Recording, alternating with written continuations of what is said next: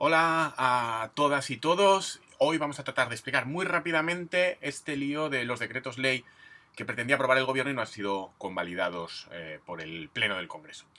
El decreto ley es un instrumento que está en la Constitución española y que permite al gobierno hacer normas con rango de ley, que normalmente las hace el Parlamento. Ya sabéis, división de poderes, el Parlamento hace las leyes, el gobierno las ejecuta, pero excepcionalmente la Constitución española permite al gobierno hacer leyes e incluso normas que estarían reservadas normalmente al Parlamento.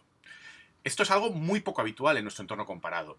Es algo que tiene ciertos tintes autoritarios y que explica el por qué poco a poco los parlamentos van perdiendo alguna de sus funciones más importantes y que en democracia son esenciales en tanto que foro deliberativo donde se expresa la voluntad popular.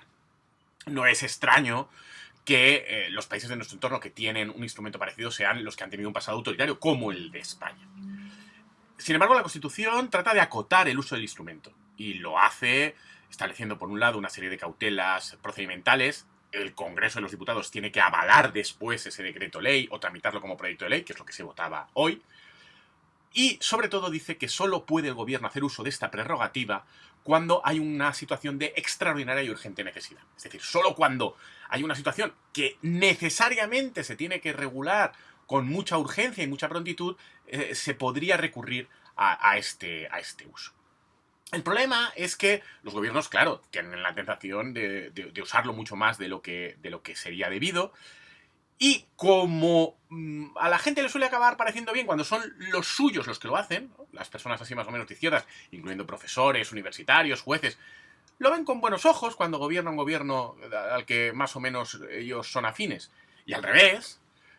Y además el Tribunal Constitucional se contagia de esta lógica y no ha querido nunca meterse mucho en camisa de once varas. E históricamente decía, bueno, es que la urgencia y extraordinaria, la urgente y extraordinaria necesidad la valora el gobierno. Y salvo que sea escandalosamente claro que no es así, pues no nos vamos a meter en ello.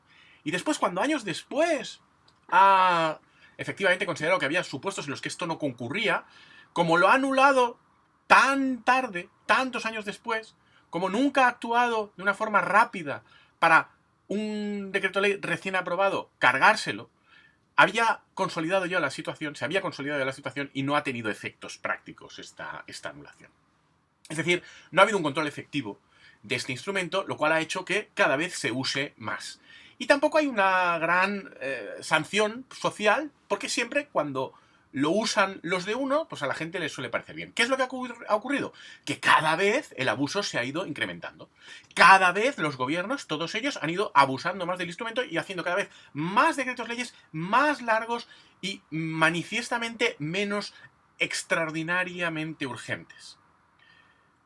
No solo eso, sino que como incluso para un decreto ley, aduciendo esta urgencia, no requieres un procedimiento previo de elaboración ni pasar por informes de órganos consultivos, en ocasiones ya no es que se use esto para sustituir a las leyes, es que se utiliza incluso para sustituir a los reglamentos, porque los gobiernos tienen la obligación de pasar por un trámite para asegurar el control de calidad de esos reglamentos mucho más exigente que el que se tiene que pasar, que es ninguno, para aprobar un decreto ley.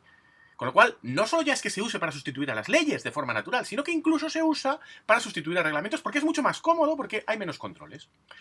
Esto se ha ido refinando además con el tiempo y en los últimos años, con estos gobiernos de coalición que hemos tenido, el Partido Socialista, ahora en el poder, ha ido refinando el instrumento hasta el punto de utilizarlo también como un instrumento para lograr que sus socios no le den la tabarra.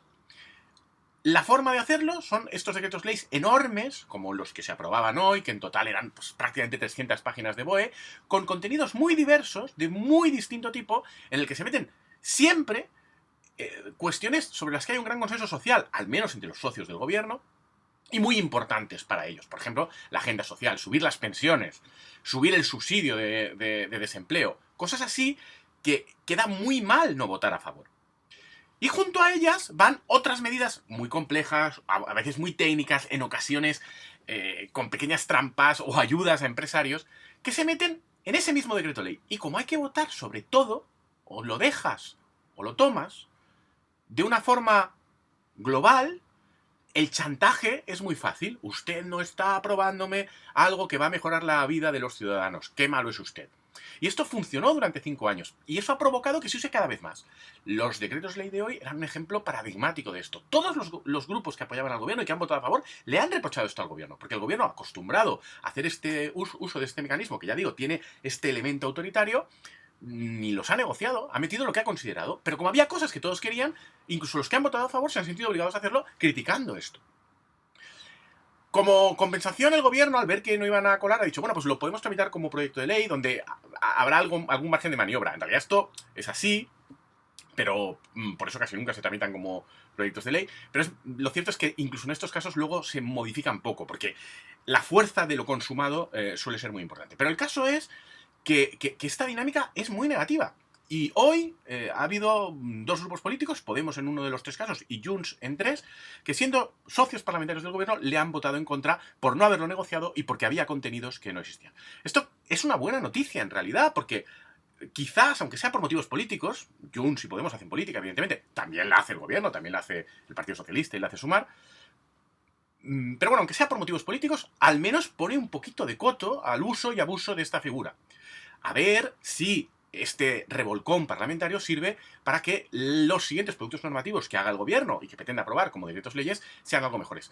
¿Podrían ser algo mejores? Por supuesto. ¿Qué es lo que habría que hacer? En primer lugar, no hacer decretos leyes enormes con temáticas muy variopintas y cuestiones distintas. Que cada decreto ley se ciña a un contenido que sea coherente en sí mismo y que permita aprobar una serie de medidas que tengan relación entre ellas y que vayan sobre un tema, para que la votación sobre el mismo sea una votación democrática, en el sentido de que los grupos políticos puedan expresar su opinión sobre un tema y no estén expresando su opinión sobre varios. Imaginemos que cualquier asociación o la comunidad de vecinos de una finca tuviera que votar no por punto a punto del orden del día, sino todo en conjunto, y que hubiera que hacer una reparación de urgencia de verdad extraordinariamente importante, pero dijeran, no, es que para que te aprobemos esto tienes que votar también a que hagamos estas otras cosas de puro ornato que a lo mejor no interesan a nadie. Eso sería lo primero. Y luego, por supuesto, lo segundo, a ver si de verdad utilizamos esto para las cosas que son de extraordinaria y urgente necesidad. No puede ser que haya medidas que nos dicen que hay que aprobarlas por decreto ley porque son extraordinariamente urgentes, importantes y urgentes, necesarias y urgentes, y que tengan una entrada en vigor diferida a de aquí a unos meses, e incluso algunas entraban en vigor en 2025. Esto es evidente y manifiesto que no es urgente. El Tribunal Constitucional lo ha controlado muy mal, por no decir que no lo ha controlado. Pero a ver si ahora conseguimos que, aunque sea por razones políticas, empiece esto a controlarse mínimamente. Esto es un poco lo que ha pasado hoy y lo que habría que intentar ir haciendo hacia el futuro. Espero que os haya resultado de utilidad la explicación. Hasta la próxima.